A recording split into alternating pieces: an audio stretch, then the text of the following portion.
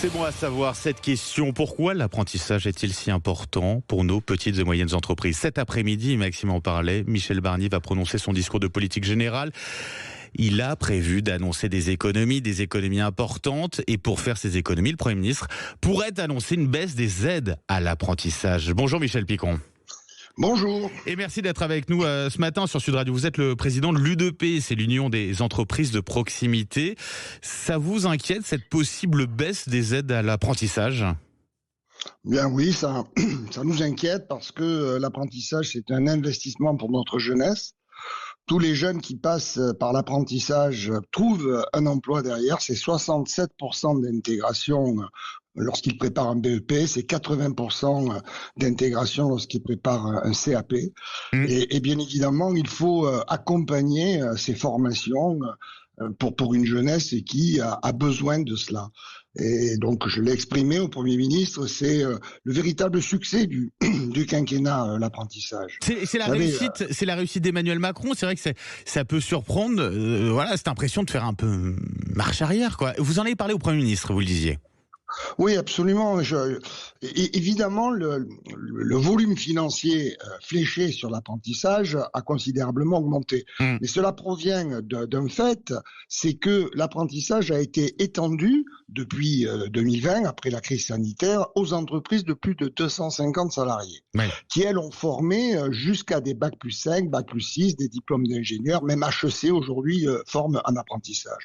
Et donc la question qui se pose, est-ce que ces entreprises-là, est-ce que ces grandes entreprises ont besoin de l'aide qui est versée aux entreprises? Et moi, je dis pas que c'est une aide, je dis que c'est un accompagnement, parce que former un apprenti, ça coûte de l'argent à une petite entreprise.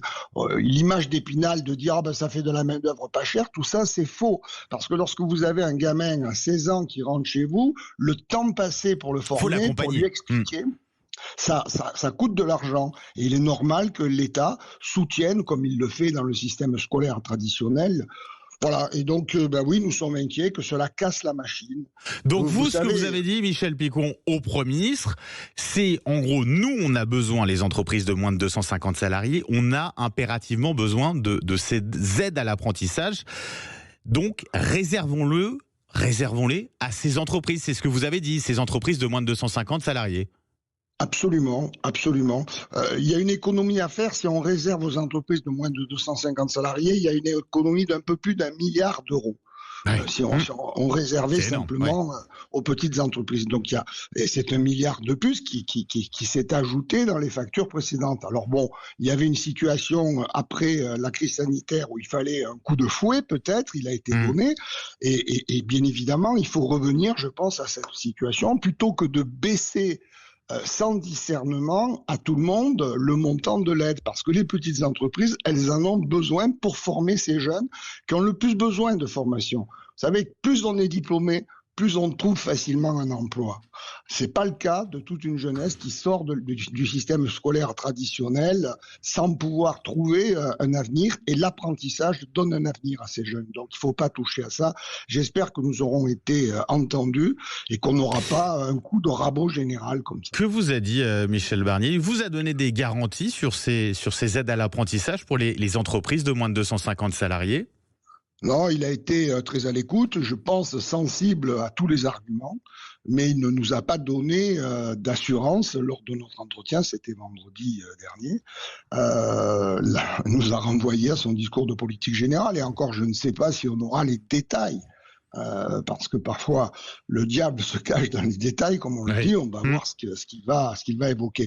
Juste une chose que je voudrais dire, vous savez, à l'occasion des dernières élections, les préoccupations des Français pendant des années, c'était l'emploi. Que vont faire mes enfants? Que vont faire mes petits-enfants? Il n'y a pas de job, il n'y a pas de boulot. C'était le chômage de masse qui frappait le pays. On n'en a pas entendu parler aux dernières élections. On a parlé de sécurité, on a parlé de pouvoir d'achat, l'emploi, je ne dis pas qu'il ne reste pas encore du travail à faire, mais en tout cas, ça n'a pas été la première préoccupation des Français. Et l'apprentissage est une des raisons pour cela. Et vous avez demandé donc au Premier ministre Michel Barnier de sanctuariser ces aides, de les réserver, ces aides à l'apprentissage aux entreprises de moins de 250 salariés. Ça ferait déjà une économie de plus d'1 milliard d'euros. C'est ce que vous disiez, Michel Picon. On va suivre bien sûr ce discours de politique générale tout à l'heure du Premier ministre. Merci à vous, Michel Picon. Je rappelle que vous êtes président de l'UDP, l'Union des entreprises de proximité.